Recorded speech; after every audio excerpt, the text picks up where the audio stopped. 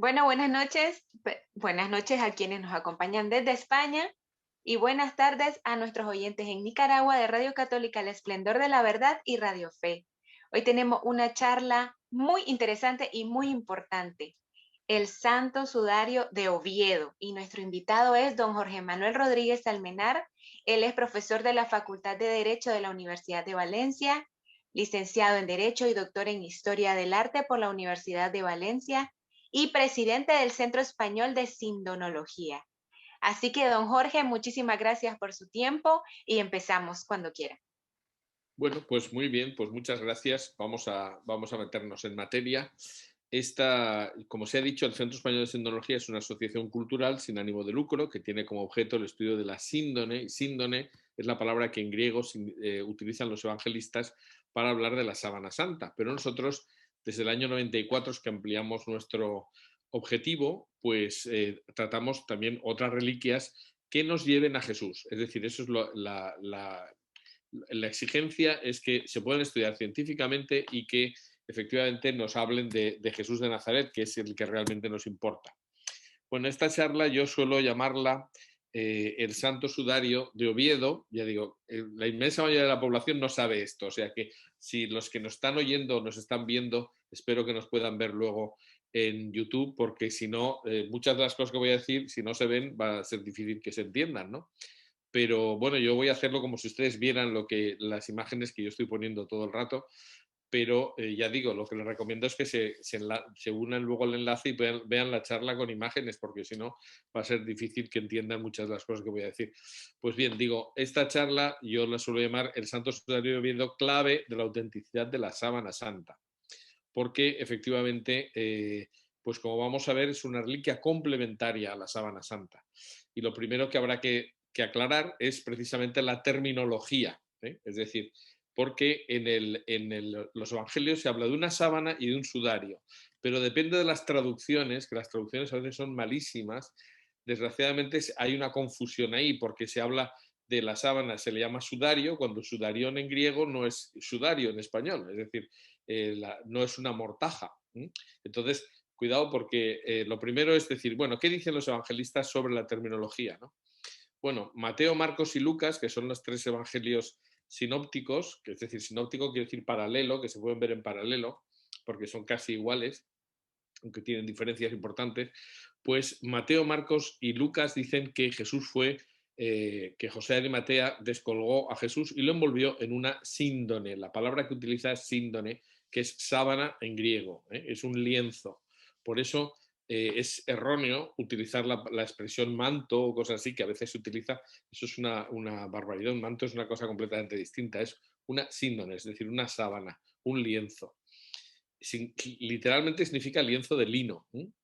Y luego lo que es completamente distinto es lo que dice Juan, pero es distinto en la terminología, pero lo que dice básicamente es lo mismo. Juan cita la palabra sudarión en griego dos veces. Una, cuando habla de que Jesús hace salir de la tumba a Lázaro, entonces dice que el difunto estaba atado de sus manos con vendas, que vendas es keiriai en griego, y su rostro estaba envuelto en un sudario, dice sudarión. Es decir, sudarión significaría literalmente un pañuelo, es decir, una tela bastante más pequeña. No es una sábana, no puede ser una sábana. Y entonces lo que nos dice cuando se habla de la resurrección de Cristo, dice Juan, que Pedro y Juan llegaron al sepulcro y vieron allí los lienzos tendidos, es la traducción que se pone ahora, pero en realidad taozonía que ímena significa los lienzos como deshinchados, aplanados, es decir, como caído el superior sobre el inferior, ¿no? Es decir, como si hubiera desaparecido el cuerpo sin dejar nada dentro, ¿no? Y dice, por tanto, dice, los lienzos estaban caídos y el sudarión, el pañuelo, que había cubierto su cabeza, por tanto es una tela diferente, y que había envuelto la cabeza de Jesús. Dice, no puesto con los lienzos, sino enrollado en su sitio aparte. O sea que son cosas distintas, no una cosa. En el caso de Lázaro lleva vendas y el sudario para la cabeza, pero en el caso de Jesús, como se había comprado una síndon, una sábana grande que envolvía todo el cuerpo, no era necesario que estuviera la cabeza cubierta, ya estaba todo el cuerpo cubierto con la sábana que cubría toda la parte delante y toda la parte posterior del cuerpo. Bueno, por tanto, aquí tenemos que cuando se habla de lienzos es una forma enfática de decir, a veces igual se puede decir pantalón y pantalones, es decir, que en ocasiones el plural no significa que sean dos telas, la sábana era una sola, lo que pasa es que estaba envolviendo el cuerpo de tal manera que pues parecía que eran como dos mitades, ¿no? La mitad de arriba y la mitad de abajo. Bueno, entonces lo que es fundamental, por tanto, es tener claro que según lo que dice el Evangelio, una cosa es el lienzo, que podríamos decir la mortaja para envolver todo el cuerpo, y otra cosa es que si hubiera utilizado una tela, un pañuelo, que, anteriormente, que había cubierto anteriormente la cabeza. Eso es lo que nos dicen los evangelios literalmente. Ahora veremos que eso encaja perfectamente con el lienzo del que vamos a hablar, el lienzo pequeño, que sería el sudario que está en Oviedo, en España. Es decir, aunque hoy en día sudario es lo mismo que mortaja, en el tiempo de Jesús, sudarión no era lo mismo que mortaja, era un pañuelo. Es más, se podía utilizar, por ejemplo, para llevar enrollado al cuello, como en esta imagen. Y eso es muy típico oriental, era un pañuelo para el sudor, por eso de ahí lo de sudarión, que viene de sudar, de sudor, ¿no? Y ese lienzo se podía utilizar, por ejemplo, también para envolver la cabeza de un ajusticiado, como en el caso de Jesús, porque cuando una persona moría con derramamiento de sangre, con el rostro desfigurado y tal, pues era necesario cubrir el rostro, porque se entendía casi que era una blasfemia, puesto que el hombre era el hombre, el ser humano, se considera imagen de Dios. Y una persona que muere con el rostro deformado, pues se hará casi como una blasfemia al rostro de Dios. Y por otra parte, había otra función que era, aparte de esta simbólica, una función pues directamente práctica, que es que cuando tú movilizas a una persona que ha quedado colgando en una cruz que tiene un encharcamiento de pulmón enorme, entonces cuando coges el cuerpo, el líquido de los pulmones sale por la nariz y por la boca, y el que está manipulando el cadáver le cae encima. Entonces era necesario colocar un pañuelo para cubrir el rostro. Todo esto, evidentemente, como vamos a ver, yo que he estado participando durante más de 30 años en el equipo de investigación que ha estudiado el sudario de Oviedo, pues al principio no teníamos ni la más remota idea de esto, pero después hemos ido aprendiendo y la verdad es que yo no voy a explicar toda la investigación de 30 años, voy a contar directamente las conclusiones. Por eso es muy difícil explicar esto y sobre todo en la radio no digo nada, pero hay que tener en cuenta que lo que estamos diciendo, todo lo que voy a decir es consecuencia de una larga reflexión por un equipo multidisciplinar de más de 40 personas en ocasiones y que, bueno, pues está bastante comprobado. Entonces, como digo, se utilizaba un pañuelo. Bueno, la verdad es que todo el mundo, mucha gente conoce la sábana santa de Turín, la síndone, como la llamamos nosotros para no confundir, la síndone, pero muy poca gente conoce el sudario. Sin embargo, pues tienen tanta importancia en ese sentido. O sea, la sábana tiene una cosa que no tiene el sudario, es que la sábana tiene una imagen, una huella, que además es una huella que nadie sabe cómo se ha producido, porque se ha estudiado profusamente cómo se podría haber producido una huella así y no se encuentra ningún medio para producir una imagen como la de la sábana santa.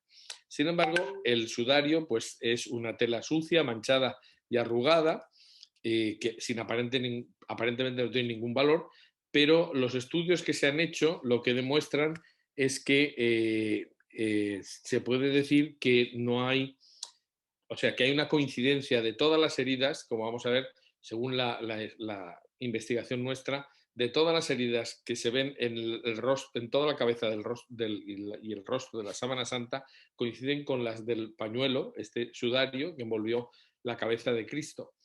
Entonces, eso es sorprendente porque si fuera otra persona es imposible que tuviera las mismas heridas en los mismos sitios. Pero ya digo, por eso tiene una importancia el sudario clave para entender que la sábana santa no puede ser de otra persona más que del sudario. Y el sudario y la sábana, como vamos a ver, tuvieron una trayectoria histórica distinta. El único sitio en el que pudieron estar juntos fue en el origen. Bueno, si las pusiéramos al mismo nivel, la misma proporción, veríamos a la misma escala, mejor dicho, que el sudario es mucho más pequeño que la sábana. La sábana mide 4,5 metros casi de largo y 1,5 metros de ancho. Sin embargo, en el sudario, pues lo que vemos es pues, un pañuelo que medirá, lo voy a decir enseguida, aproximadamente 53 por 83 centímetros, diciéndolo redondeando para acordarnos. Y La verdad es que lo que tiene la zona que está manchada correspondería a lo que sería la cabeza del hombre de la sábana. Bueno, entonces, es decir, lo que tengo claro, la conclusión primera que tenemos que sacar es que eran dos piezas de tela distintas, pero aunque sean diferentes, son perfectamente compatibles, porque se habría utilizado el sudario para transportar el cuerpo entre la cruz y el sepulcro, y después se habría quitado el sudario para el entierro definitivo, que ya no necesitaba llevar la cabeza tapada porque se tapaba con la sábana completa. Bueno, ¿y por qué iban a hacer esto? Bueno, pues porque, ¿qué es lo que nos dicen los evangelistas? Bueno, pues los evangelistas nos dicen, y hay una cosa muy interesante que mucha gente no cae en ella, y es que nos dicen que cuando llegan Pedro y Juan al sepulcro están los lienzos en el sepulcro, pero no dicen qué hicieron con ellos. Y hay gente que dice, bueno, pues ¿y por qué no dicen eso? Bueno, pues no lo dicen porque para los apóstoles sería un verdadero problema el acercarse, o mejor dicho, el qué hacer con esos lienzos. Lo que estaba establecido en las costumbres judías y además las prescripciones, las normas judías, es que los lienzos que tenían sangre dejaban impuros a quienes los tocaban. Por eso debían quedar en la sepultura junto al cadáver. Si tenían sangre, tenían que estar ahí. Y el cadáver se corrompía y un año después se recogían todos los restos y se metían en un osario mucho más pequeño. En el caso de un muerto normal, por tanto, el sudario, si había habido un sudario con sangre, tenía que estar con el cadáver, pero no se tocaba para nada, sino que simplemente se recogía cuando ya había pasado el tiempo suficiente y se metía en el osario. Ahora bien, ¿qué es lo que tenían que hacer? Porque en el caso que citan los evangelios, cuando Pedro y Juan llegan al sepulcro, el cadáver no está, los lienzos han caído, la parte superior sobre la inferior, y el sudario está allí, en su sitio, en el sitio donde lo habían dejado, pero fuera de la sábana, porque si no, no se vería. Como dice el evangelista, lo vieron desde la puerta. Entonces, ¿qué debían hacer? Pues no podían tirar los lienzos porque tenían sangre de Cristo, donde ellos pensaban que estaba el alma, según la mentalidad judía de la época, y por otra parte tampoco podían mostrarlos porque era una cosa asquerosa. Desde el punto de vista de la cultura judía es algo que no se puede ni presentar, ni tocar, ni nada de eso, ¿no? Entonces, sabiendo eso, ¿qué pudieron hacer? Está claro que no podían, como digo, ni tirarlos ni guardarlos. Por lo menos si los guardaban no podían enseñarlos porque era algo horrible. No obstante, hay algunas referencias que aparecen en la diapositiva, pero yo no lo voy a citar porque no hace falta. Hay una serie de referencias antiguas de los primeros siglos del cristianismo donde diversos autores dicen que efectivamente fue Pedro y Juan los que llevaron los lienzos del sepulcro, y San Braulio, por ejemplo, dice que fue, bueno, Juan y Pedro también, pero el obispo Isodat de Mer, por ejemplo, dice que fue Pedro concretamente el que se llevó los lienzos. Da igual, lo que queremos decir es que, aparte de los evangelios, hay algunas otras referencias de que los lienzos se conservaron. Bueno, y dejamos aquí punto, ponemos un punto y nos pasamos a empezar desde otro punto de vista, que es, bueno, y ese sudario que tenemos en Oviedo, ¿podría ser el lienzo que acabo de citar como sudarión en la sepultura de Jesús? Bueno, pues aquí vamos a ver lo que se sabe hasta ahora y las investigaciones que se han hecho y las conclusiones que se han obtenido. De momento lo que está claro es que en la Catedral de Oviedo, concretamente, tenemos una reliquia que se llama el Santo Sudario, le llaman así, y está en la parte más antigua de la catedral. La catedral es una catedral gótica, pero la Cámara Santa fue anterior a la propia catedral, ¿eh? Es decir, la catedral, bueno, pues es posterior a la Cámara Santa, que sería del siglo VIII o IX, como muy tarde. ¿Eh? Entonces, la Cámara Santa actualmente es Patrimonio de la Humanidad, es de arte prerrománico asturiano, se llama, es un tipo específico de la historia del arte, y lo que se ha restaurado recientemente en el año 2014 y se ha dado una sistematización distinta al sudario de lo que estaba anteriormente. Ahora se ha dejado de una forma mucho más limpia y con cristales blindados y todas estas cosas. Hay, por tanto, una reja, es decir, bueno, no he dicho que esta Cámara Santa anteriormente fue la Cámara de las Reliquias, lo que se llama el tesoro tradicionalmente, la Cámara de las Reliquias, que estaba en el palacio del rey Alfonso II el Casto, que es uno que inicia la reconquista del territorio musulmán, que estaba España en el siglo VIII, fue tomada por los musulmanes completamente. Ahora estamos en una situación parecida, porque entran miles y miles y miles de musulmanes, pero la verdad es que no es una invasión de momento. Pero sí que es cierto que bueno, la reconquista para la cristiandad se realizó pues a partir de Alfonso II el Casto y algunos otros reyes de Asturias y de Aragón. Bueno, pues en esta Cámara Santa, como digo, era la sala de las reliquias. En el centro se encuentra una arca que llaman la Arca Santa, que es una caja de madera bastante grande y que en el siglo XI, pues el rey Alfonso VI ordenó que se recubriera de plata, plata repujada, como se ve en la fotografía, que tiene porque por el gran valor de los objetos que estaban en su interior, porque había un inventario y lo primero que se decía era que ahí estaba el sudario, dice en latín et curore domine, es decir, con la sangre de Cristo. Bueno, actualmente pues así es como se puede ver en la Cámara Santa, pero eso es solo para las visitas, que es cuando se enseña el sudario. Normalmente lo que hay es una fotografía que tapa el sudario para que se pueda ver una reproducción exacta, pero no, el original está justo detrás de la tapa con la fotografía. Así es como normalmente se puede ver los días normales y excepcionalmente se puede mostrar. Anteriormente estaba con una serie de armarios que, en fin, de un dudoso gusto, ¿verdad? Pero ha estado el sudario en el centro de la Cámara Santa desde el siglo IX después de Cristo. Esto ha hecho que a lo largo de los siglos muchos peregrinos pasaran por Oviedo a ver la Cámara Santa, aunque no vieran el sudario. De hecho, hay un itinerario cultural que recorre, bueno, y religioso, por supuesto, que recorre toda Europa y que termina en Santiago de Compostela. Y ahí eso es lo que se llama el Camino de Santiago. Oviedo está en el norte, más norte de la península ibérica, y ya digo, el único sitio donde los musulmanes no llegaron, y los cristianos pues se habían refugiado. Hay un grupo que, ya digo, reinició o inició la reconquista. Bueno, pues en el Camino de Santiago, efectivamente, pues miles y miles de peregrinos cruzaron toda Europa para ir a peregrinar a Santiago de Compostela. Eso es lo que creemos. Sin embargo, nosotros hemos descubierto que los documentos más antiguos hablan de la peregrinación a San Salvador de Oviedo, que era la catedral de Oviedo, porque hay un refrán español que dice que más es Dios que sus santos. Y efectivamente, es decir, las reliquias que había en la Catedral de Oviedo se consideraban más importantes incluso que las del apóstol Santiago, que estaban en Santiago de Compostela. No obstante, pues al final pues, los peregrinos terminaban en Santiago de Compostela y al final esto se llama el Camino de Santiago. Pero, bueno, pues ya digo, hubo un flujo de miles y miles de personas hasta el punto de que el Papa Juan Pablo II dijo en su momento que Europa se hizo peregrinando, es decir, peregrinando hacia Roma, hacia Jerusalén y hacia Santiago de Compostela, que eran los tres sitios históricos de peregrinación. Bueno, pues ya sabemos que incluso existía, tenía lo que se llamaba la perdonanza, se daba el perdón de todos los pecados y podían ganar la indulgencia plenaria y todo eso se hacía, ya digo, por miles de personas.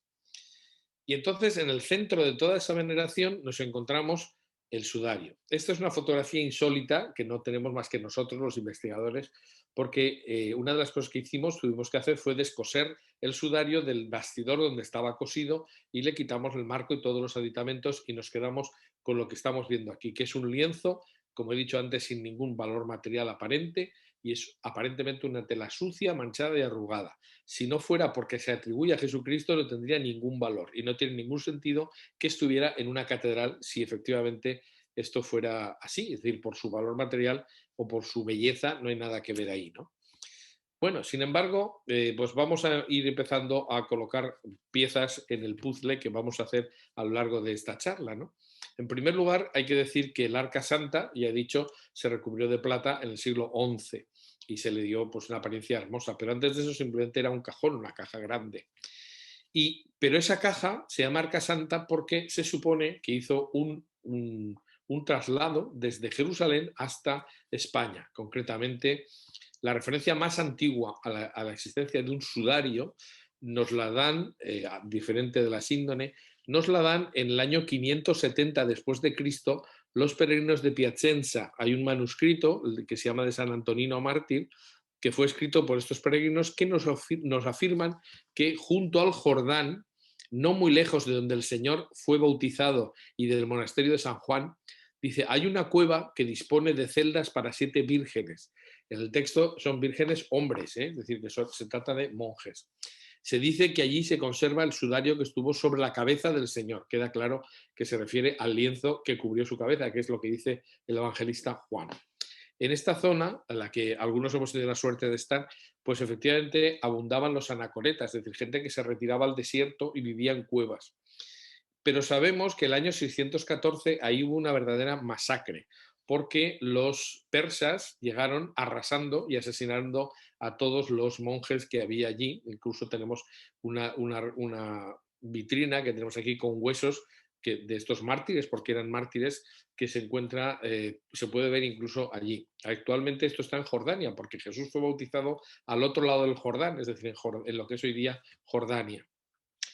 Bueno, pues sin embargo, antes de esta destrucción de los persas, lo que nos dice la tradición escrita es que pues algunos cristianos cogieron algunas de las reliquias de Jesús y de la Virgen, las metieron en un cajón y iniciaron una huida, y efectivamente eso hizo que no cayera en manos de los persas, como sí que cayó en sus manos, por ejemplo, el trozo de la cruz de Cristo que se conservaba en Jerusalén. Es decir, que y además los persas sabían que los cristianos valoraban mucho las reliquias y era una forma de tener un rehén, dijéramos, era recoger a este objeto que podía ser valorado muchísimo, podían darles un importante rescate.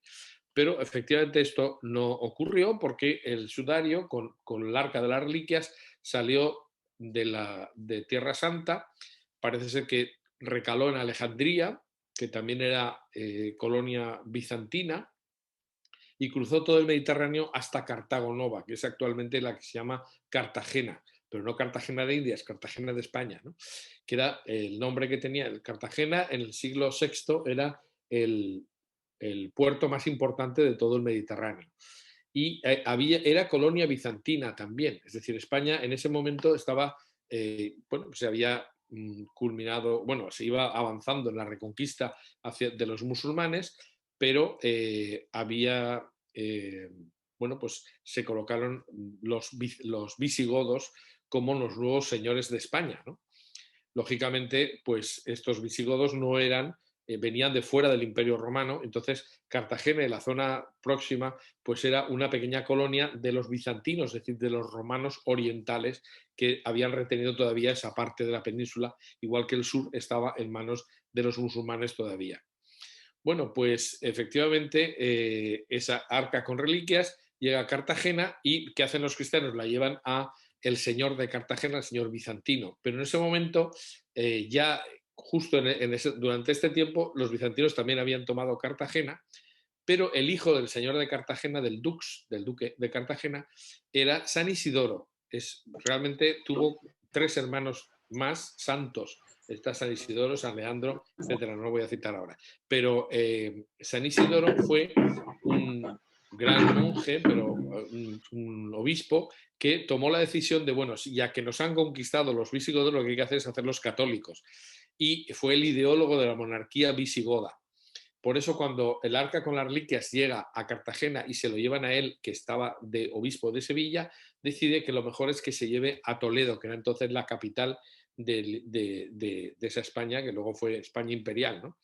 Y ahí estaba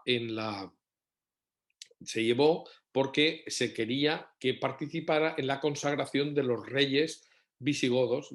Así que la monarquía española se consagró, dijéramos, muy probablemente colocando el sudario sobre la cabeza y derramando aceite sobre la cabeza del rey Bamba, que era un rey visigodo.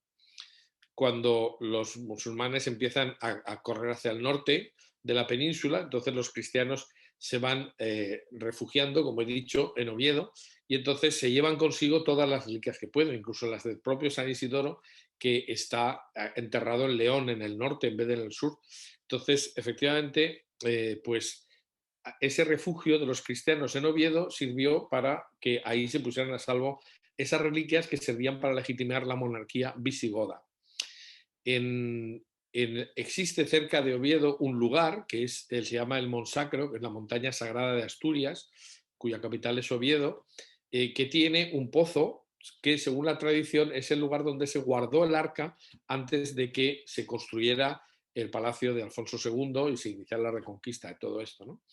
Entonces, tenemos referencias de musulmanes mismos que dicen: muchos de los cristianos, dejadas las ciudades, huían a los montes de Asturias y llevaban consigo las reliquias que podían o las escondían en lugares subterráneos. Esto es exactamente, esto lo dice un señor que se llama Abunkenke Muhammad Rasis, que está clarísimo que es musulmán por su nombre, y que efectivamente lo que dice es eso, es decir, que como los musulmanes fueron arrasando toda la España cristiana, pues evidentemente pues se puso a salvo para poder volver a legitimar a los nuevos monarcas si existía esa posibilidad. Bueno, pues los documentos que nos cuentan esta traslación desde Jerusalén hasta España, pues los más antiguos no están en Oviedo, están fuera, están en el norte, entre Francia y Bélgica. Concretamente tenemos textos en Bruselas, en Valenciennes, en Cambrai, etc. Es decir, que no es un invento de los obispos, porque se ha dicho a veces: no, esto se lo inventaron los obispos de Oviedo para dar importancia a la diócesis. De eso nada, porque precisamente los documentos más antiguos no están en Oviedo, sino están fuera. Y son precisamente lo que originó luego, durante la Edad Media, ese recorrido en peregrinación hasta Oviedo.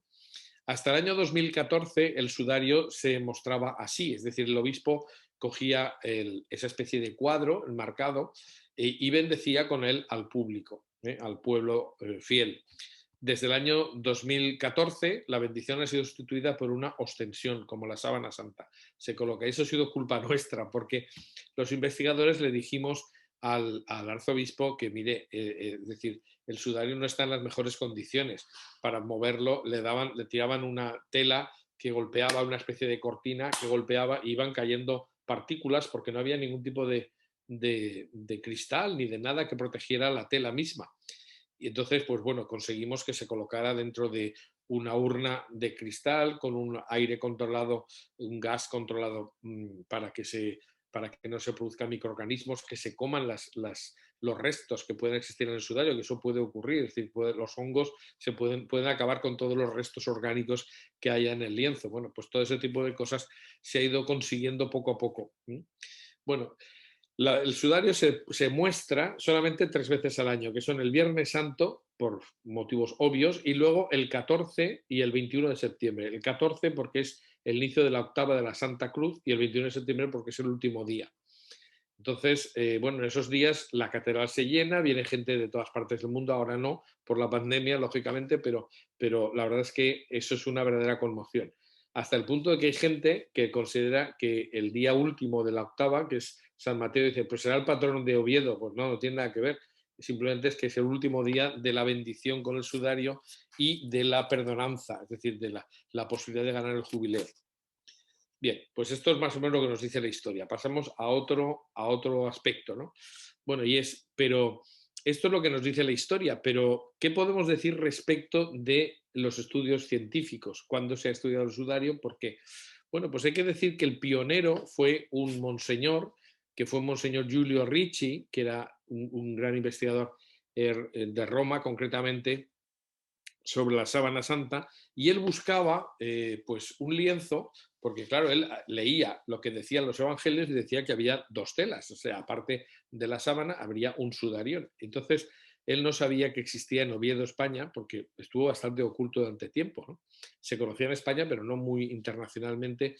Después de la época de esplendor de la Edad Media, pues todo eso decayó y poca gente tenía conocimiento de la existencia del sudario.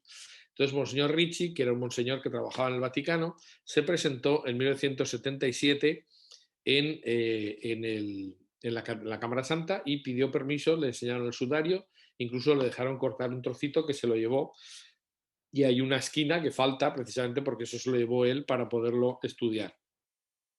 Entonces, el pionero del estudio del sudario, su primer divulgador, fue Monseñor Giulio Ricci, que publicó un libro que en italiano se llama L'uomo della Sindone è Gesù, es decir, el hombre de la síndone es Jesús. Él además pues patrocinó la llegada de Max Frey, que había estudiado los pólenes encontrados en la sábana santa, para que tomara muestras también del sudario, y llegó a la conclusión de que, bueno, se correspondían a pólenes de plantas diferentes, porque el sudario y la síndrome habían estado en distintos lugares a lo largo de su historia, pero eso sí, había algunos pólenes que podían ser de Palestina, igual que en la síndrome. Eso es, ahí se quedó más o menos la cosa. Y Monseñor Ricci consiguió algo que no se había hecho nunca, que es iniciar una investigación científica. ¿Y qué es una investigación científica? Una investigación objetiva, es decir, que no depende de opiniones, sino de hechos. Y el primer hecho que constató es que siempre se mostraba el sudario en vertical, porque como no se veía nada, era como un cuadro abstracto, daba igual si se ponía en una dirección o en otra. Pero Monseñor Ricci descubrió que efectivamente hay una serie de manchas en el sudario. Esto sí que es imprescindible verlo en imágenes, porque yo, por mucho que la describa, va a ser difícil que se explique, pero bueno, más o menos hay que decir que el sudario tiene dos manchas centrales que son prácticamente simétricas, y de hecho hay una arruga que es un pliegue de la tela. Es decir, el lienzo de lino tiene una curiosidad, bueno, una curiosidad que, pero para las señoras sobre todo, que son las que planchan, es horrible, y es que el lino se arruga muchísimo. Y las arrugas del lino, si no se es planchando y poniendo almidón o lo que sea, pues se queda, las arrugas esas permanecen siempre. Y esto lo podemos constatar porque las arrugas que tuvo el sudario cuando se manchó de sangre siguen estando en su sitio. Y eso es una fuente de conocimiento enorme. Entonces, precisamente, Monseñor Ricci se dio cuenta de que había un pliegue, una arruga en el centro de la tela, que separaba y hacía simétricas las dos manchas principales.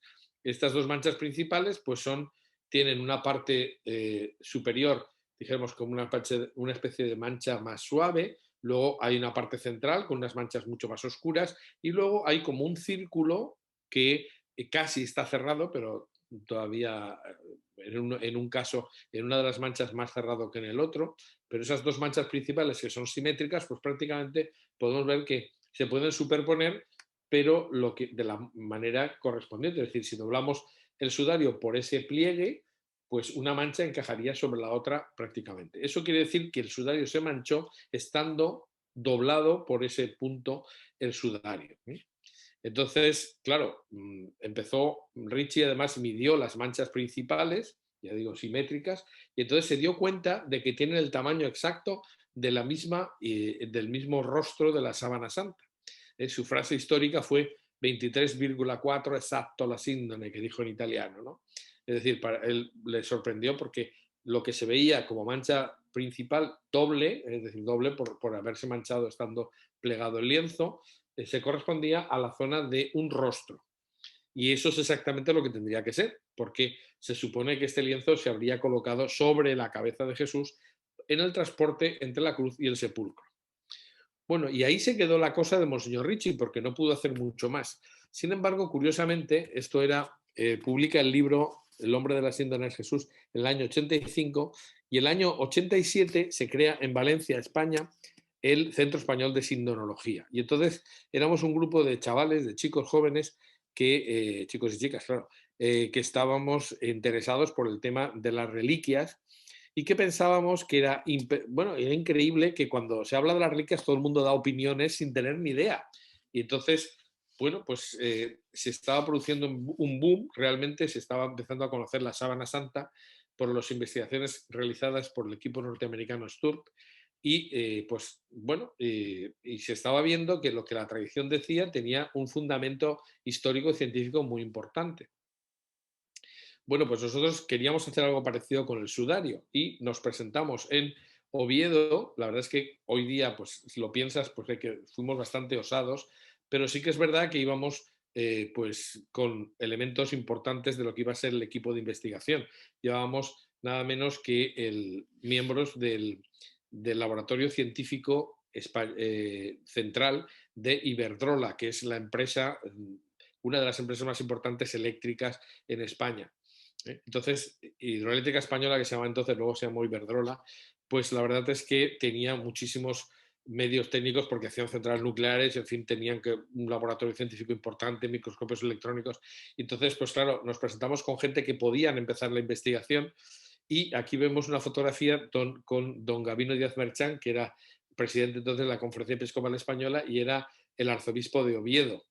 Esto fue el año 89. Realmente este arzobispo, que todavía vive, aunque ya es muy mayor, pues conoció a Monseñor Ricci, el inicio de todas las investigaciones, nos conoció a nosotros y ha visto toda la investigación, ¿no? Aunque ahora ya está evidentemente retirado, ya desde hace muchos años le han sustituido ya dos obispos que se han jubilado también, o sea que ha pasado muchos años, pero es un hombre pues que tendrá casi 100 años seguro, más de 90 seguro. Bueno, entonces tuvimos el apoyo desde el primer momento del arzobispo y del cabildo de la Catedral de Oviedo, que nos dijo que sí, y el Centro Español de Sindonología pues empezó con buen pie, porque nos interesaba la figura de Jesús y nos interesaba cruzar los conocimientos que nos podían presentar pues tres reliquias importantes, que eran por una parte pues lo que era Tierra Santa y el Santo Sepulcro, y todo esto. Conseguimos que en nuestro equipo de investigación estuviera el padre Florentino Díez, que fue uno de los arqueólogos que excavó el Calvario, en fin, hay una excavación importantísima que se realizó durante años por él y la verdad es que estaba en nuestro equipo de investigación. También teníamos el apoyo de Turín, porque éramos el Centro Español de Sindonología, y ahora pues teníamos el apoyo del Arzobispado de Oviedo y del Cabildo de la Catedral, es decir, los canónigos que apoyaban pues esa investigación que entonces empezaba a ser no solamente multidisciplinar, sino también pues con distintos puntos de referencia, ¿no? En distintos lugares. Y ahí pues empieza una labor que es la del Centro Español de Sindonología. Entonces se nos ocurre crear un equipo de investigación que se llama el EDICES, que significa literalmente, esto lo inventé yo, o sea, por eso lo sé, Equipo de Investigación Centro Español de Sindonología, por eso es lo que significan las siglas. Y efectivamente incorporamos a profesores por ejemplo, el profesor Baima Bolona, que era el director del Centro Internacional de Sindonología en aquel momento. Algunos de los investigadores más importantes de la Sábana Santa formaron parte de nuestro equipo, pero ahí coordinamos los españoles, ¿no? Ya está bien de decir que todo lo hacían los norteamericanos, pues en este caso fue totalmente al revés. Y entonces, el estudio directo del lienzo, ¿qué supuso? Bueno, pues voy a decir algunas cosas que hicimos y las conclusiones que sacamos. Entonces, por supuesto, lo primero que habría que hacer era poner nombres a las cosas, porque una tela manchada, pues no parece que tenga una parte delante y una parte detrás, pero a efectos de milímetros, pues hay diferencias importantes, sobre todo saber por dónde ha entrado la sangre en cada mancha, por dónde ha salido, todo eso es diferente.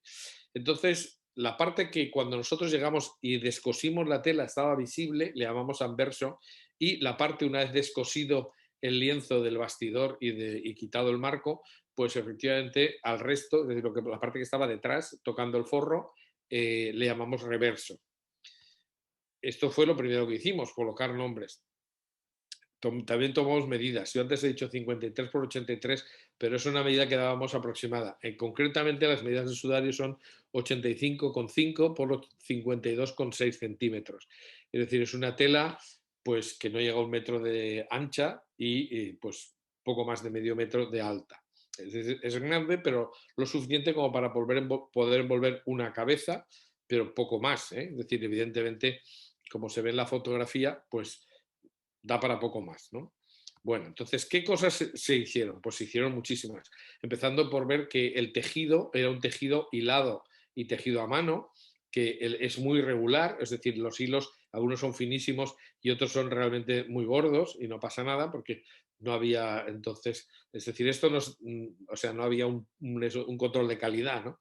Hoy día no hubiera pasado ningún control de calidad de este tipo de tejido, pero hay que tener en cuenta que eso nos permite decir que por lo menos es un tejido anterior al año 1000, eso seguro. Tiene un montón de irregularidades, no es un tejido como la síndone, que es un tejido muy caro, muy, muy bueno y que tiene una trama en forma de espiga de pescado, que llaman los italianos, o de espiga, como llamamos en España. Y pues este tejido, por el contrario, pues tiene errores. Se ve que cuando estaban tejiéndolo, pues la lanzadera se equivocó, hizo algún nudo, en fin, cosas de estas que no tienen importancia, pero que vistas con microscopio pues se ven muchas diferencias. También se vio que los hilos estaban en torsión en S, perdón, en torsión en Z. Esto es curioso porque ¿qué información nos da esto? Pues mucha. O sea, la torsión en Z es por la forma de enrollar los hilos para formar, o sea, las fibras para formar los hilos, pues puede ser en un sentido o en otro. Entonces, según sea el palo de la S o el palo de la Z, hay una, pues, hacia un lado o hacia otro, ¿no? Pues la torsión en S, por ejemplo, era típica de Jerusalén y la torsión en Z era la que se utilizaba normalmente en el resto y en todo el Imperio Romano. Bueno, pues la torsión en S no es una torsión del tipo una tela normal del Imperio Romano.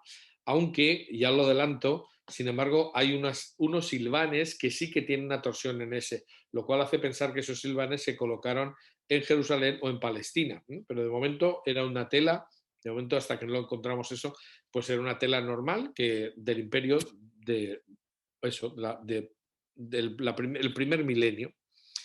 Bueno, a partir de ahí, pues evidentemente el microscopio electrónico nos permitía conocer que eran tejidos de lino, igual que la síndone, pero ya digo, esta es una tela mucho más vulgar.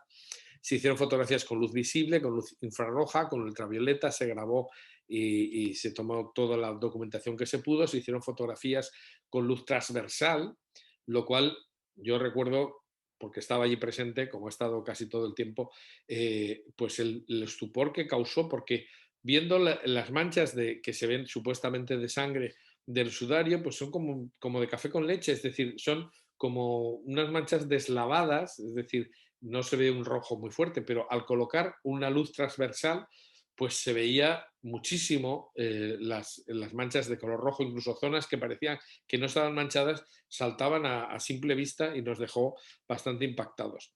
Otra de las cosas que se estudiaron, evidentemente, fueron las arrugas que ya he dicho que permanecen desde la época y todos los pliegues que ha tenido el sudario a lo largo de los años están. Es decir, se puede ver que hay unos de cuando se plegó en dos, de cuando se plegó en cuatro, en fin, de distintas formas de guardarlo. Pero lo que es importante es que había algunas de esas arrugas corresponden a ejes de simetría de las manchas, y lo cual quiere decir que tienen tanta antigüedad como las propias manchas de sangre. Entonces, también había un montón de agujeritos dobles en un montón de sitios a lo largo de todo el sudario. Y esto nos resultaba sorprendente hasta que terminó determinándose que eran agujeros hechos por cosidos. Es decir, estaba cosido a una cabeza. Es decir, además, esto tengo que saltarme muchas cosas, pero hay que decir que todavía se veían hilvanes. Estos hilvanes, estos cosidos auxiliares para sujetar el lienzo a las zonas de pelo de la cabeza, por ejemplo, la zona de la barba, los laterales de un pelo largo, la parte de la coleta, o sea, de lo que sería el occipital, la parte posterior de la cabeza.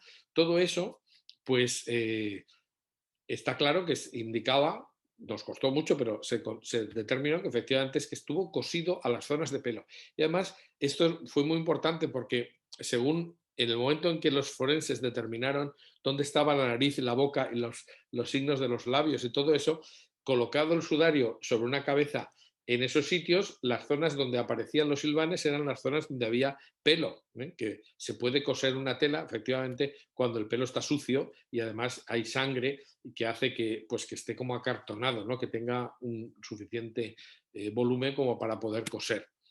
Bueno, pues ahí estábamos viendo algunas cosas. Hay muchos más detalles que no voy a entrar.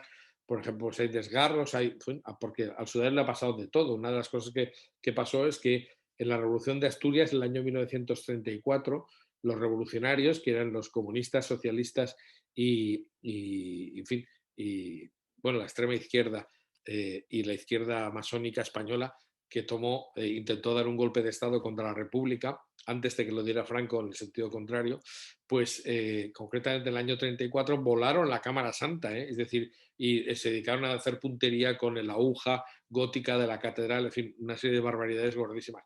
Pero la mal llamada Revolución de Asturias, que fue un golpe de Estado que no les salió bien, pues hizo que pues el sudario terminara entre escombros y tal, pero milagrosamente no se rompió prácticamente más que algunos descosidos que vemos como este que se ve aquí y tal. Hay también algunas cosas que se han producido por descuido, por ejemplo, manchas de purpurina de plata que hay en determinadas zonas, besos de carmín, concretamente de alguna señora devota que no se limpió los labios antes de dar un beso y ahí se ha quedado la marca clarísimamente del carmín de las señoras, por lo menos hay dos, o sea que tienen que ser por lo menos dos señoras.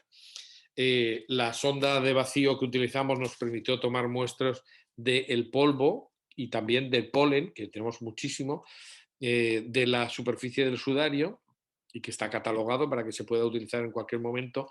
Se inició esa investigación, pero es larguísima porque los polenes son microscópicos y la verdad es que simplemente en un barrido así superficial, pues lleva muchísimo material que tarda muchísimo tiempo en descubrirse.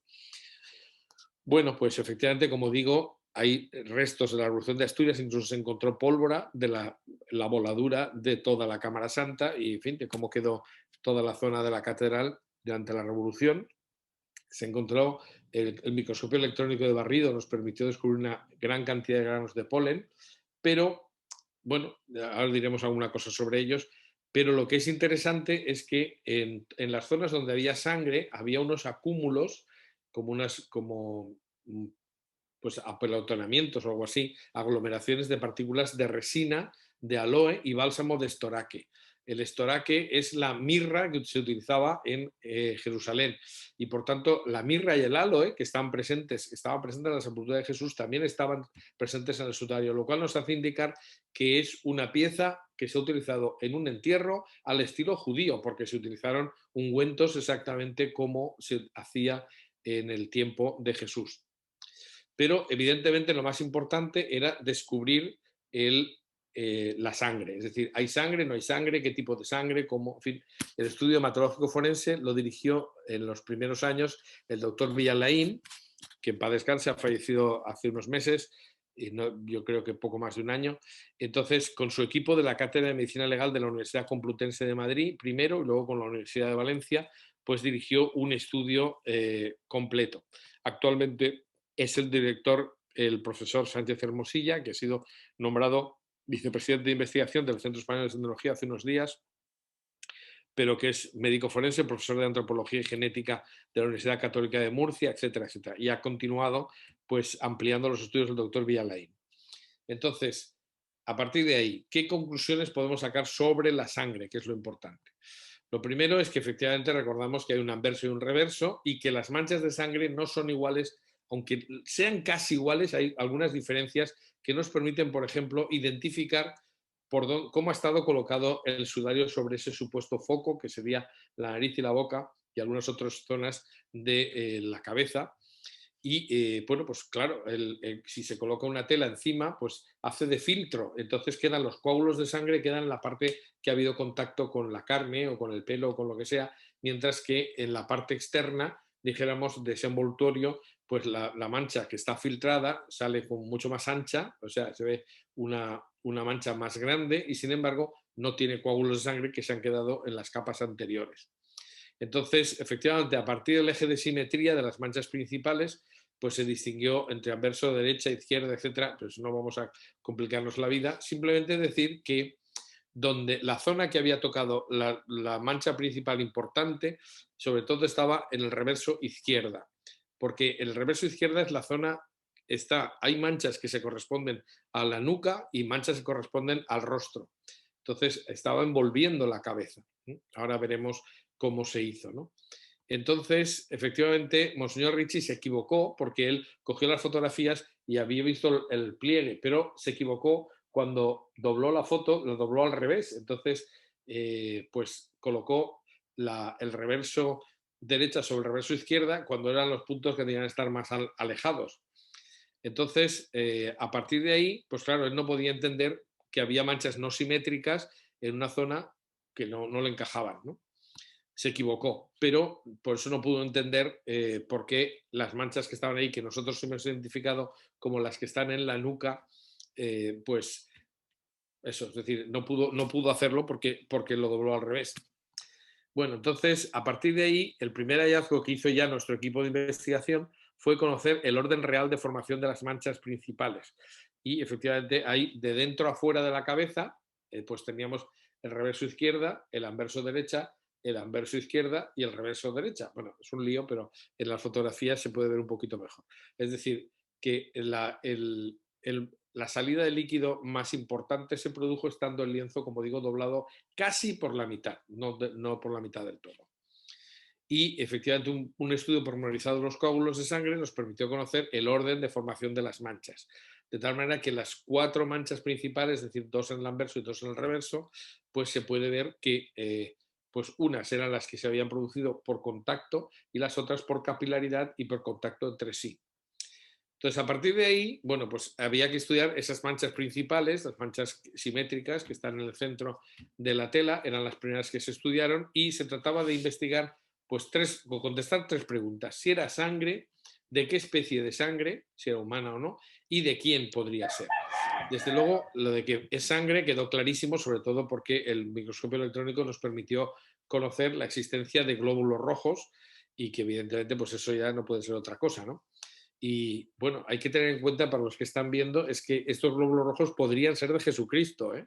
Es algo sorprendente, pero es así. Yo no había visto nunca glóbulos rojos que pudieran ser de Jesucristo y el microscopio electrónico de Hidroeléctrica Española nos dio las imágenes perfectamente. Aquí se ve además en la ampliación un coágulo de sangre, se ve clarísimamente lo que es.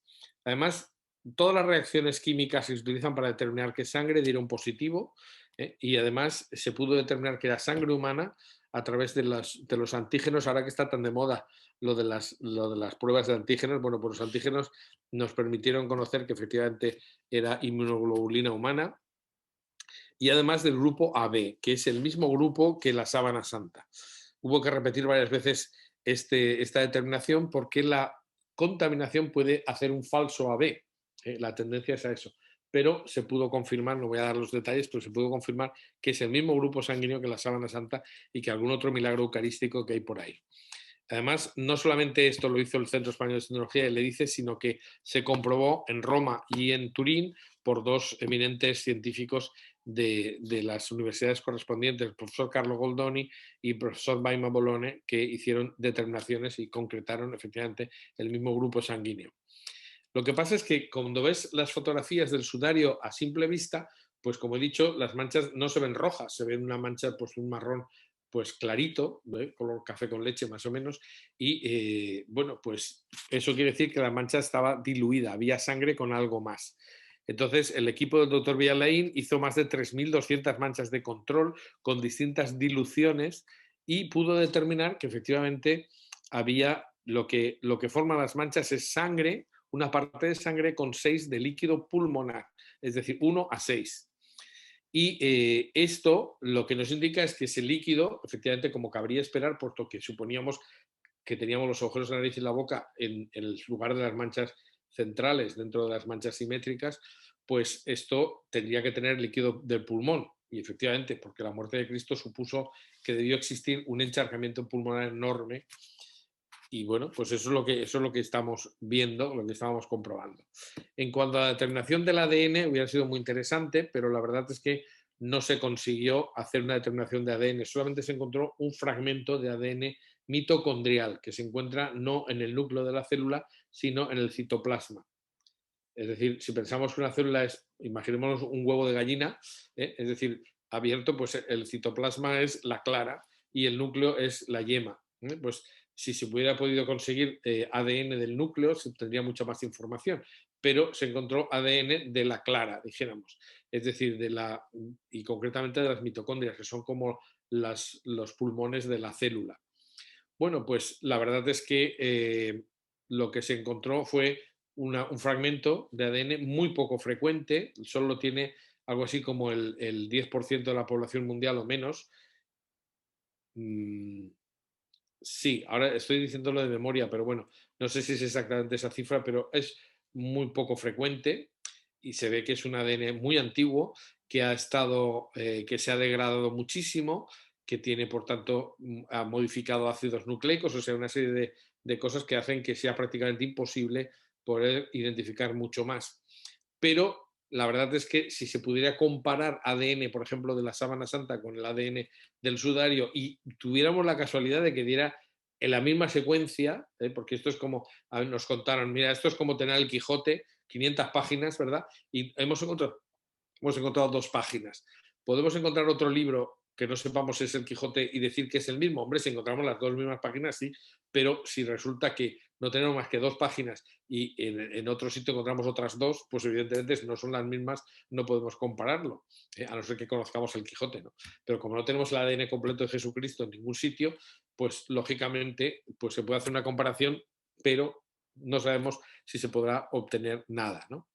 Lo cierto es que estas conclusiones del ADN se presentaron por uno de los laboratorios más importantes de España, que son del Ministerio de Justicia, y lo que dijeron es que, bueno, habían conseguido lo que habían conseguido, ¿no? Pero bueno, ahí está el dato que tenemos guardado por si alguna vez cabe la posibilidad de comparar con la síndrome. Pero es verdad que esta determinación, pues bueno, nos permitió conocer que era, por ejemplo, hombre, pero eso ya lo sabíamos porque tenía pelo largo, barba y bigote, pues no nos hubiera podido coser a estos. Entonces, a partir de aquí, ahora sí que tengo un problema, porque esto que voy a enseñar necesita verse, porque yo hoy voy a intentar describirlo, pero es bastante complicado.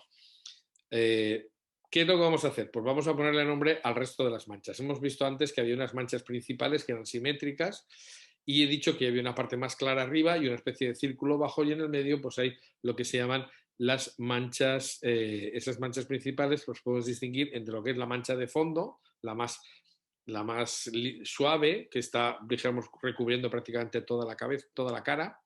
Las manchas centrales son más oscuras porque esas corresponden a la zona de la nariz y la boca, que es donde más líquido ha salido. Y luego, pues hay unas manchas no simétricas que Ricci no supo entender lo que eran y que he dicho que nosotros pensamos que eran las que se producen en la nuca. Y son las primeras que se produjeron porque el sudario empezó a coserse desde una esquina y se fue cubriendo toda la cabeza, enrollando, ¿verdad?, horizontalmente para dejar tapada como una especie de capucha al final toda la cabeza. Entonces, hay de las manchas no simétricas tenemos unas que están en la parte superior, que les hemos llamado manchas puntiformes, por llamarlas de alguna manera.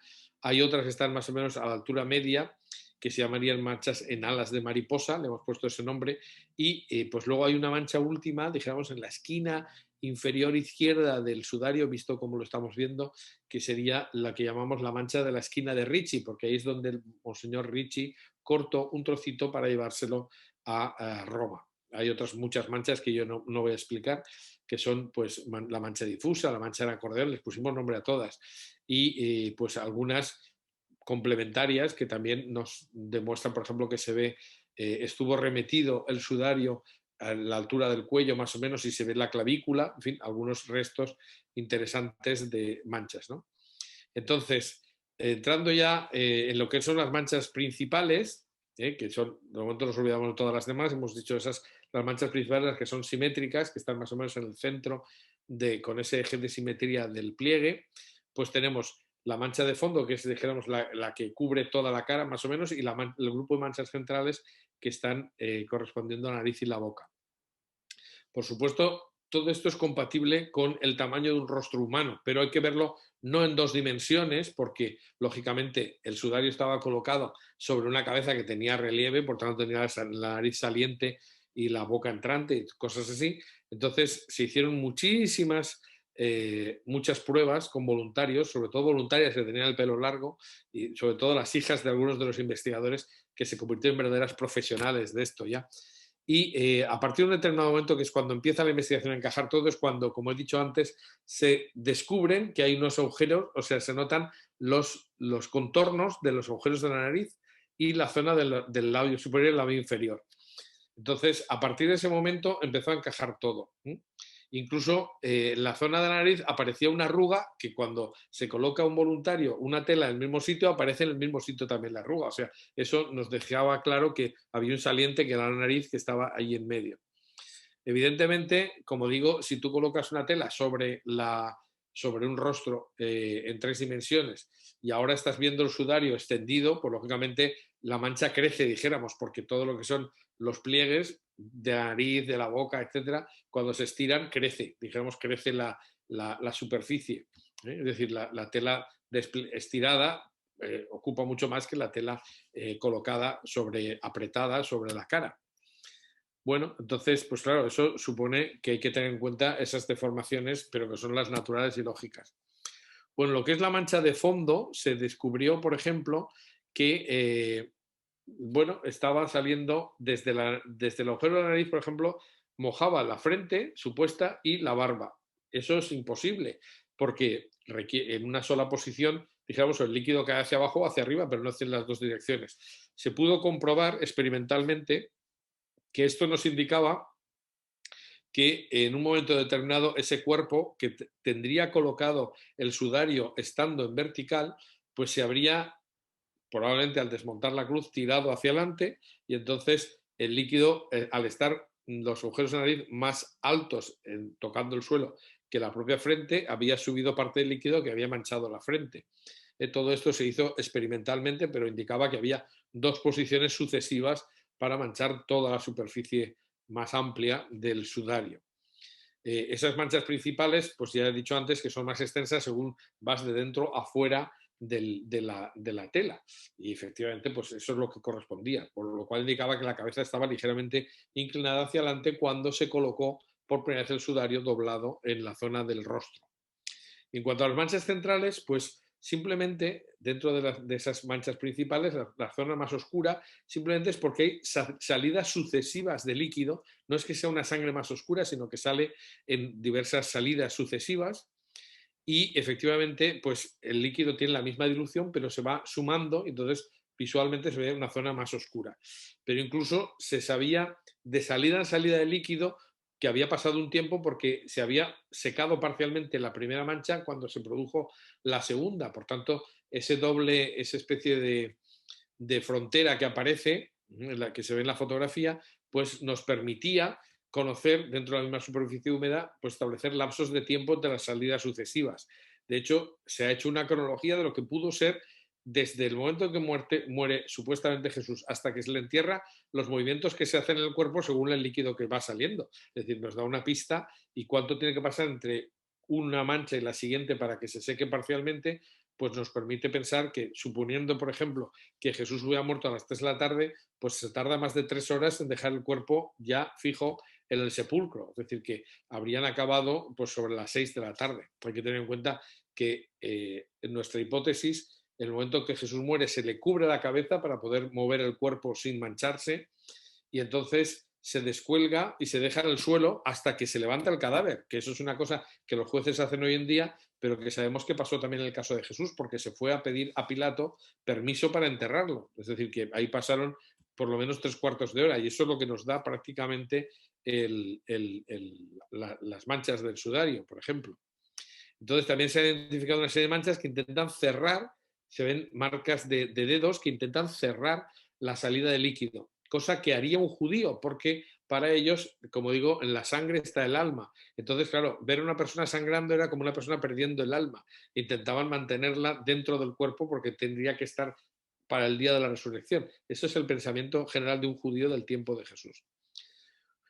Bueno, y en cuanto a las manchas no simétricas, que estas son las que voy a explicar y ya ninguna más, y daré ya la versión definitiva de lo que pensamos que fue la colocación del sudario, pues las manchas no simétricas he dicho que tienen una parte superior que son manchas puntiformes, es decir, que son como si alguien hubiera dedicado a pinchar la cabeza de un sujeto. Entonces, eso solo puede ser manchas de la corona de espinas, que es exactamente lo que realiza, es decir, una salida de líquido que son gotitas de sangre como consecuencia de las espinas. Y estas manchas puntiformes están, curiosamente se ve que la sangre ha coagulado, están separados digamos, la parte más sólida de la parte más líquida de la sangre, lo cual nos muestra, según los forenses, que esto es una sangre que ha salido estando todavía el cadáver vivo, es decir, antes de ser cadáver, claro. Es decir, que la idea sería la siguiente, esto es adelantarme, pero creo que es mejor para que se entienda. Lo que nosotros pensamos es que muere Jesús, entonces se le coloca el sudario, empezando una esquina de la tela, cosiéndola al pelo, la parte de atrás. Al coser se hace un pliegue y ese pliegue hace que se forme una especie de coleta. Eso es exactamente lo que se ve en la sábana santa. Es decir, que en la sábana santa lo que se ve es como si el hombre de la síndrome tuviera como un mechón de pelo cogido. Efectivamente, eso es una prueba de que tenía el sudario cosido, porque ahí es la sangre que se va secando, pues hace que se pegue, pegue perfectamente el sudario a la zona del pelo, ¿no? Bueno, pues precisamente esa zona de las manchas puntiformes tiene donde más profusión de agujeritos dobles hay, porque se cosió al pelo, precisamente. Es decir, a la altura donde más o menos estaría, pues donde se une el cuello con el tronco del cuerpo, más o menos en esa altura, se ve que están las manchas que hemos dicho antes, alas de mariposa, porque es una mancha que se produce estando doblado el sudario y cosido al pelo, ¿no? Esto, si no es sin fotografías, la verdad es que es difícil que se entienda. Pero bueno, espero que algo se entienda. Yo, desde luego, repito, por favor, vean, lo siento, aunque sea larga, vean otra vez la conferencia, porque si no es que no van a entender nada. Entonces, los coágulos se han concentrado dejando un halo de suero y eso indica pues, que efectivamente han pasado entre 45 y 60 minutos desde que salió la sangre hasta que se colgó el sudario. Es decir, ahí hay unas heridas que no terminan de cerrarse. Entonces, ya sé que es adelantar, pero voy a decir, porque si no es difícil de entenderlo.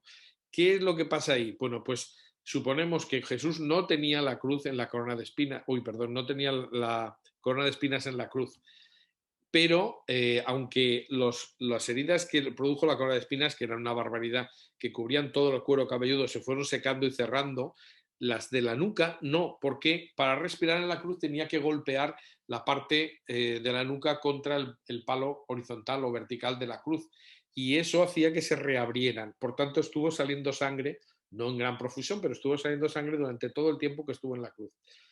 Se produce la muerte, se coloca el sudario, entonces esa sangre que se ha quedado en la nuca, en el pelo, es la que mancha el sudario. Y aquí se ve exactamente lo que estamos viendo, ¿no? Aquí, pues toda esa zona está llena de hilvanes, como he dicho. La mancha de alas de mariposa se corresponde al pliegue, como se ve en la fotografía, no voy a insistir. Y la mancha de la esquina de Ritchie, que es la que está al final, pues esta probablemente es, voy a decir algo que es bastante sorprendente, pero esto es un descubrimiento muy, muy reciente. Esa mancha de la esquina está ya en la zona de la espalda. Bueno, pues en ese sitio, en la sábana, se ve que hay un corte. Probablemente es la punta de la lanza que atravesó todo el cuerpo y salió un poquito. Entonces, esa sangre es distinta de la que sale por la nariz y por la boca y que ha manchado el pelo, o distinta de la de las heridas punzantes de la parte de la nuca. Entonces, ¿eso qué quiere decir? Pues que en la sábana podemos encontrar, también en otros sitios, se ven marcas que podrían, sobre todo las de la parte superior de los hombros, se corresponden a bolitas como las de la flagelación que aparecen en la síndone. Es decir, que este hombre ha sido alanceado y ha sido flagelado, por lo menos tenemos algunas muestras de marcas idénticas a las que se ven en la sábana.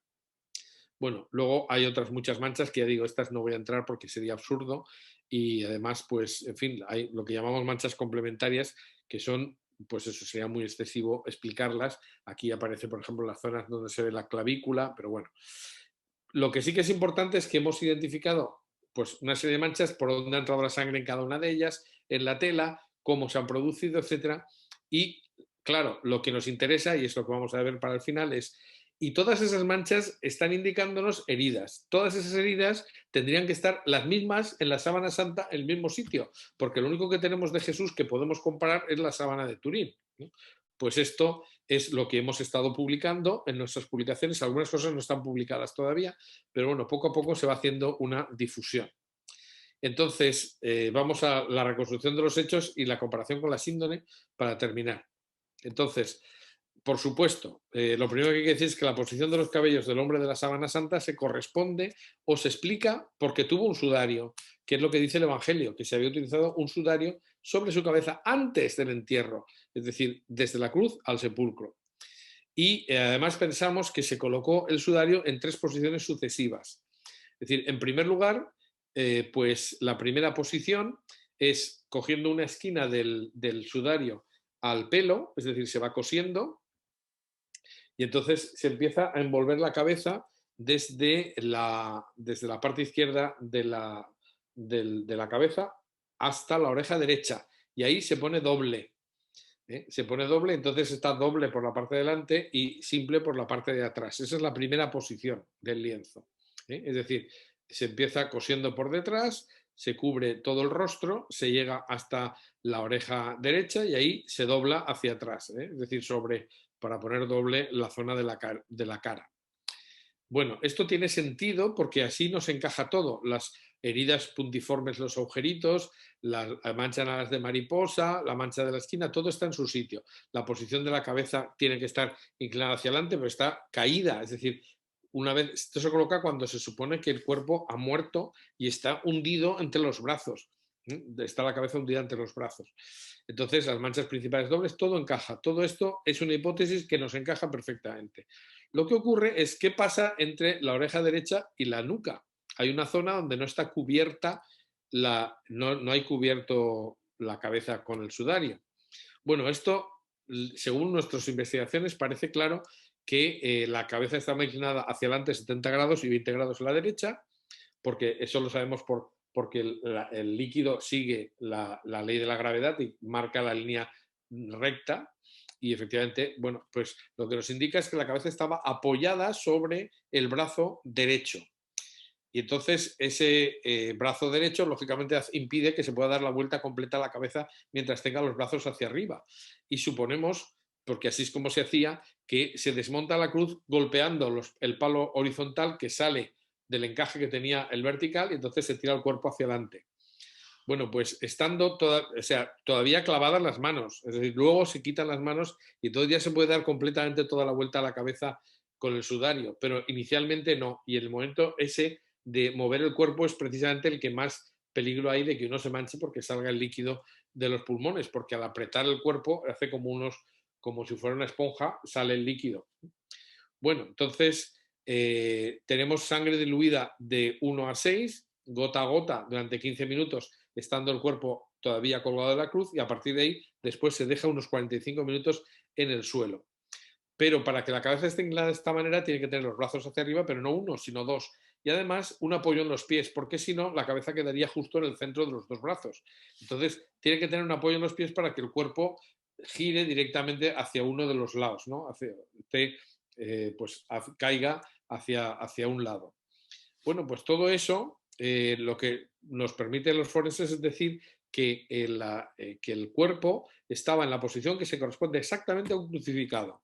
Entonces esto no es una elucubración, sino que se corresponde, ¿no? Tiene que estar los dos brazos hacia arriba, porque si solo estuviera uno, la cabeza quedaría hacia el otro lado, y no, tiene que estar los dos, y además, para que no esté en el centro de la cabeza, tiene que haberse balanceado el cuerpo hacia un lado, y eso requiere tener un apoyo en los pies, ¿no? Es decir, una posición que se explica con la de un crucificado.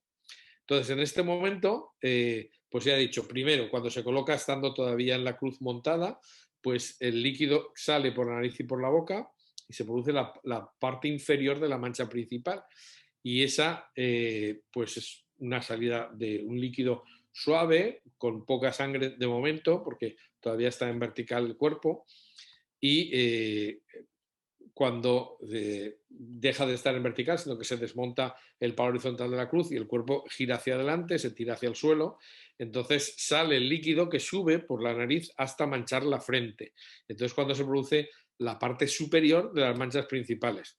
Esto, si lo están entendiendo, la verdad es que son ustedes unos verdaderos santos, porque repito que esto sin imágenes es prácticamente imposible de entender, pero bueno, espero que yo intento describirlo lo mejor posible.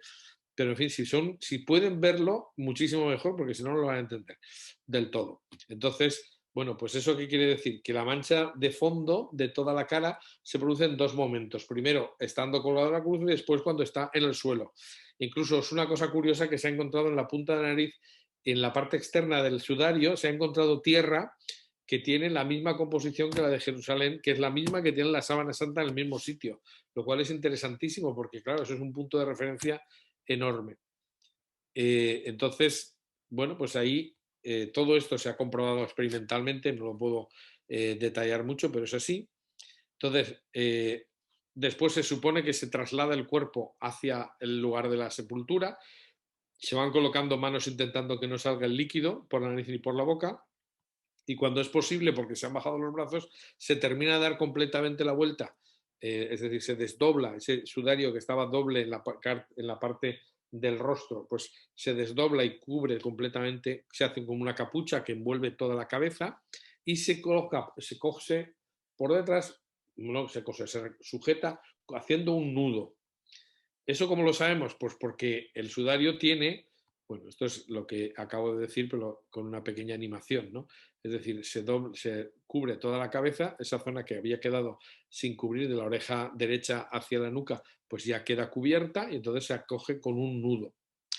Entonces, esto lo podemos demostrar porque, por ejemplo, aparece la oreja, restos de la oreja manchada de sangre que antes estaban sin cubrir, pues de repente aparece en la parte que antes estaba fuera del lienzo, es decir, al abrirse, pues la parte externa toca la oreja y se produce la mancha. Bueno, ahí además se puede comprobar porque hay algunas manchas que solo están en la cara 1 y 2, pero no en la 3 y 4, porque ya se han quitado de la parte frontal.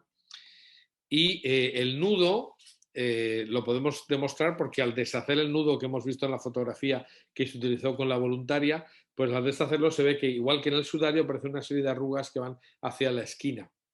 Y luego tuvimos una confirmación insólita, que es que hay un autor, que es Nonos de Panópolis, es un escritor del Alto Egipto, que escribe, bueno, vivió entre el año 400 y 479, es decir, para la época tuvo una vida muy longeva, y entonces tiene un texto en el que parafrasea, es decir, hace una paráfrasis, es decir, cuenta lo que dice San Juan, pero no con las palabras de San Juan en el Evangelio. Y añade precisamente algo importantísimo. Dice Nonos de Panópolis, escribiendo desde Egipto, que siguiendo detrás llegó Simón e inmediatamente entró en el sepulcro. Dice, vio los lienzos vacíos juntos caídos y la tela que envolvía la cabeza con un nudo en la parte de atrás de la cabellera. En la lengua autóctona de Siria se le llama sudario.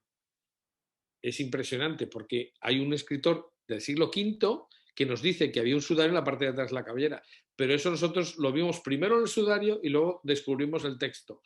Claro, yo os doy mi palabra de honor de que eso fue así y verdaderamente es impactante porque ahí esa información no la da el Evangelio, esto es algún conocimiento que tuvo que tener de la transmisión oral y se dijo que efectivamente el sudario estaba enrollado con un nudo. Porque dice, no estaba con los lienzos funerarios, sino que estaba ampliamente enrollado sobre sí mismo, torcido en un lugar aparte, exactamente compatible con lo que dice el Evangelio, pero diciendo lo del nudo.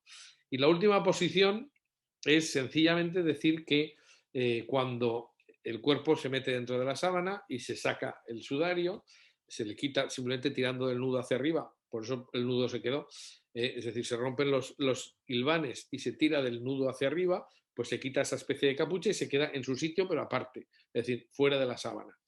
Entonces, en ese momento se espolvoreó con mirra y aloe. Mirra, que es estoraque, y aloe, y otros ungüentos. Y una de las cosas muy impactantes es que estos ungüentos se han encontrado, son perfectamente compatibles con los que se encuentran en la sábana santa. Y especialmente hay uno que, que está en la síndone y está en el sudario, que es, parece ser que es un polen que se llama, que pertenece a una planta llamada helichrysum o crisantemo, pero bueno, el helichrysum se utilizaba en los entierros de los personajes importantes. Concretamente, sabemos que en el siglo I las tumbas de los reyes se colocaba el helichrysum. Y es que hay que tener en cuenta que nosotros tenemos la idea de que Jesús era un señor pobre, que no tenía ninguna importancia, pero eso no es verdad. Jesús acaba de proclamar Mesías y rey cuando entró en Jerusalén en un pollino, porque los pollinos, los burritos, eran la cabalgadura de los reyes en tiempos de paz. Los caballos se utilizaban solamente para la guerra. Entonces, cuando Jesús entra en Jerusalén en un pollino, lo que está diciendo es que es el rey de Jerusalén. Por eso Pilato le dice luego, tú eres rey. Y claro, si tú lees el Evangelio, Jesús no se proclama rey en ningún sitio. Pues sí, lo hace, no lo dice, lo hace. Entra en Jerusalén. Por eso los niños gritan, Hosana el hijo de David, que es el rey. Es decir, Jesús se reivindica como, aparte que era la familia del rey David, era la familia real, y se reivindica como Mesías y como rey de Jerusalén. Y eso es lo que sirve a los romanos para condenarlo a muerte. Lo que pasa es que era más que eso todavía. Bueno, entonces vamos a hacer... yo es que estoy sufriendo porque no sé cuánto tiempo tengo, pero bueno, y estamos ya acabando. Yo creo que en 5 minutos hemos acabado. Entonces, vamos a enumerar simplemente coincidencias. Lo que sabemos del sudario de Oviedo con lo que sabemos del sudario de Jesús de Nazaret, porque sabemos que Jesús de Nazaret tuvo un sudario. Bueno, pues compatibilidades. En un y otro caso, pues cubrió el rostro con un sudario. Eso lo sabemos por lo que dicen los evangelios, que había tenido un sudario. Y tenía que ser de tejido de dimensiones semejantes, porque así es como eran los sudarios en el tiempo de Jesús. En segundo lugar, también tenemos que decir que el hombre del sudario, y Jesús también, era un adulto con pelo largo, barba y bigote, porque por eso se ve que hay cosidos a esas zonas. Además, podía ser hebreo, porque el grupo AB es muy común entre las personas de raza hebrea y solo tiene el 3% de la población mundial. Bueno, además sabemos que este hombre, tanto el hombre del sudario como Jesús, fue torturado, tenía el rostro deformado y ensangrentado, murió en vertical, en una posición con los brazos en alto y un apoyo en los pies, exactamente como el crucificado. Por tanto, hay una coincidencia absoluta. En la zona de la nuca, las heridas puntiformes sabemos que son de sangre vital, es decir, que ha salido estando todavía vivo y se ha quedado esa sangre en el pelo y luego ha manchado la tela del sudario cuando se coloca. Y eso es un caso único porque no se sabe de nadie que fuera coronado de espinas salvo Jesús de Nazaret. Nosotros parece que eso es muy común, pero eso no se hacía jamás en el tiempo de Jesús, ni lo hacían los romanos nunca. Entonces esas manchas puntiformes, como digo, son propias de una corona de espinas, como vemos en la fotografía. Además, murió el hombre de la síndrome, el hombre del sudario y Jesús murieron seguro con un edema de pulmón agudo como consecuencia de los tormentos, de la flagelación, por ejemplo. Sabemos que la flagelación debió producir heridas internas en los pulmones. Bueno, pues una de las cosas que hemos encontrado, voy a decirla inmediatamente, pero de momento es decir que para que salga tanta sangre por la nariz y por la boca tiene que haber una entrada de aire. Y eso quiere decir que la lanzada que atraviesa los pulmones origina una entrada de oxígeno, de aire, vamos. Y eso es lo que hace que salga tanto líquido por la nariz y por la boca, porque si no, no ocurriría. Es como que tenemos una botella de leche y le hacemos un agujero y a veces no sale si no aprietas o si no haces otro agujero para que entre el aire, porque si no, no puede salir. Pues esto nos indica que el hombre del sudario tuvo que tener una entrada de aire aparte de la nariz y por la boca, es decir, probablemente la lanzada. Además, en ese líquido que ha salido por la nariz y por la boca se han encontrado estructuras compatibles con coágulos de fibrina, que es lo que estaba intentando decir. Las heridas internas que se producen en los pulmones, pues el cuerpo reacciona intentando coagular, ¿no? Entonces genera lo que se llaman coágulos de fibrina. Bueno, pues estos han salido también por la nariz y por la boca. Indica que este hombre ha sido torturado. No solamente es una persona que ha muerto en vertical, en una postura compatible con la cruz, sino que ha sido torturado como el propio Jesús. Y hay una compatibilidad absoluta. También sabemos que el hombre fue descendido al suelo porque sabemos que si no, no tendría sentido la mano que intenta sujetarle el tapar la salida de líquido, y fue transportado hasta el lugar de su sepultura, que no tendría que estar muy lejos, como no lo está en Jerusalén, el lugar de la crucifixión y la sepultura de Cristo, porque estaba en el mismo sitio. San Juan dice, donde Jesús fue crucificado había un huerto, y en el huerto un sepulcro, o sea, en el mismo lugar donde fue crucificado, a muy poquita distancia. Los que hemos estado en Jerusalén sabemos que son muy pocos metros. Sabemos que el sudario se espolvoreó con mirra y aloe, cosa que se hizo también en el caso de Jesús porque se compraron para conservar la sangre, ¿no? Y efectivamente el sudario se conservó. Y además, bueno, pues lo que se hizo fue colocar en la parte interna de esa capucha, es donde está precisamente la mirra y el aloe, que es donde está pegado a las manchas de sangre. Por tanto, se colocaron esos ungüentos antes de que se secara la sangre. Bueno, incluso esta es una fotografía que acaba de aparecer aquí, que es el helichrysum, esos pólenes que corresponden a la elaboración del ungüento que se hace con el crisantemo y que está en la síndone también. Bueno, y por último, una cosa que no parece tener importancia, pero que es fundamental, es que la tradición afirma que el sudario de Oviedo es el de Jesús y como tal se ha conservado siempre. Es decir, que a veces no le damos importancia a la tradición, pero es fundamental. Las últimas palabras son para hablar de la relación del sudario con la síndone. La compatibilidad de la sábana y del sudario es absoluta. ¿Por qué? Porque las comparaciones entre las heridas de la síndone y del sudario se corresponden a la misma cabeza. Es decir, la sangre, si tú te haces una herida y te pones un pañuelo, te puede dejar una mancha de sangre. Y sigue sangrando, colocas otra tela, no tiene por qué hacer una mancha igual. Pero la colocación de las heridas en todo el entorno de la cabeza son las mismas en el sudario y en la síndone. Entonces, la probabilidad de que sea otra persona es nula. Es decir, que tenga todas las heridas en los mismos sitios es absolutamente, vamos, impactante. De hecho, si comparamos la zona de la nuca, de la sábana y del sudario, veremos que hay una compatibilidad bastante impresionante. Es decir, que hay muchas referencias, o sea, casi se pueden superponer perfectamente unas sobre otras. Bueno, hay muchísimas otras que no voy a contar, pero que simplemente crean mi palabra. Es decir, todas las heridas que aparecen en la sábana aparecen también en el sudario en el mismo sitio. Aquí hemos puesto la imagen de la sábana y del sudario a la misma proporción y vemos que efectivamente, pues, por ejemplo, cuando en la sábana se ve que tiene el pómulo derecho, tiene un hinchazón enorme, pues en la sábana, en el sudario se ve que ahí ha habido una isla, dijéramos, el líquido ha rodeado como una isla, ¿no? Que es el pómulo hinchado que se ve en la síndrome. Es decir, que hay una serie de correspondencias absolutas entre una y otra. Zonas que tienen especial mancha de sangre, como la zona de la nariz y la boca. En fin, estamos viendo la animación, que no quiero correr demasiado, pero hay una serie de coincidencias que son enormes, ¿no? Bueno, entonces hay que tener en cuenta que no es que se superponga el rostro de la síndrome, mejor dicho, el sudario no corresponde exactamente a cualquier rostro, sino a un rostro que tiene unas deformaciones concretas. Y esas deformaciones concretas son las de la sábana santa. Es decir, hay una coincidencia absoluta. Y en esta animación, que es una lástima que no vean los que no están viéndola, pues lo que hemos hecho es coger el rostro de la sábana santa, pasarlo a 3 dimensiones, cosa que ha hecho el profesor Miñarro, que es el catedrático de escultura de la Universidad de Sevilla, y a partir de ahí hemos colocado en ese, una vez conseguido en 3 dimensiones, el rostro deformado que se ve en la sábana santa, le colocamos las manchas de sangre del sudario y encajan absolutamente, como estamos viendo aquí ese fundido, incluso tiene un corte en la mitad de la nariz exactamente en el mismo sitio, en fin, todo es exactamente igual.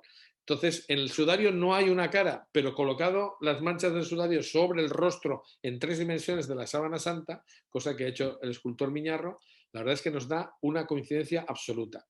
Por tanto, sábana y sudario tienen que haber estado sobre la misma cabeza, y esa cabeza no puede ser otro sino Jesús de Nazaret. Entonces, esa es la pregunta que nos podemos hacer, ¿no? ¿Es Jesús el hombre del sudario? Pues habrá quien piense lo que quiera, y como no es una cuestión de fe, que cada uno piense lo que quiera, pero desde luego nosotros entendemos que esto encaja de una forma que no puede haber otra respuesta. Sí, son la misma persona. Por tanto, en España tenemos una reliquia, si no tan importante como la sábana santa, pues casi al mismo nivel, y además tiene mucha más sangre que en la síndrome. Yo termino con esta fotografía. Tuve la suerte de poderle contar al que entonces era cardenal Ratzinger, que me recibió en una audiencia personal, y estuvimos pues hablando 20 minutos, y el cardenal Ratzinger, cuando yo le expliqué lo que estábamos haciendo, me dijo esta frase que he puesto aquí debajo, que es: sigan ustedes investigando porque esto refuerza nuestra fe. Yo no sabía que estaba hablando con el siguiente papa. En aquel momento, yo cuando estaba en Roma, Juan Pablo II estaba ya muy mal, estaba prácticamente muriéndose. Todavía ese día salió a ponerle la corona de flores a la escultura de la Inmaculada que está en la Plaza de España. Y la verdad es que, bueno, pues todavía había Juan Pablo II, pero no pude acercarme a él. Sin embargo, el cardenal Ratzinger, que me recibió, fue un encanto de persona, como sigue siéndolo, aunque ahora está mucho más mayor, lógicamente. Pero lo que me dijo es eso: sigan ustedes investigando porque esto refuerza nuestra fe. Le hemos hecho caso y yo creo que tenía razón completamente, ¿no? Recemos por el Papa, que dure todo lo que tenga que durar, y que Dios le conceda pues todo lo bueno, ¿no? Pero tengo que decir que para mí fue una gran alegría que el futuro Papa, o sea, conociera el tema del sudario y nos animara muchísimo. Bueno, pues hasta aquí mi charla. Yo no sé si me he pasado mucho de tiempo o no. Simplemente les doy muchísimas gracias por haber tenido la amabilidad de escucharme, y pues hasta cuando ustedes quieran, porque tengo un montón de charlas que son muy interesantes. Muy Bueno, bien. pues aquí nos quedamos. Muchísimas gracias, don Jorge. Bueno, le preguntaba, estas son las páginas web donde podemos encontrar más información sobre el sudario de Oviedo. Ujú. ¿Y qué otras reliquias podemos encontrar en esta página web, don Jorge? Bueno, pues estamos rehaciendo la página web y vamos a ampliarla muchísimo, pero en fin, pero hay una que es fundamental, que es el Santo Cáliz, que está aquí en Valencia, y que además el Papa ha declarado un año santo a perpetuidad cada 5 años porque tiene Valencia el cáliz de la última cena.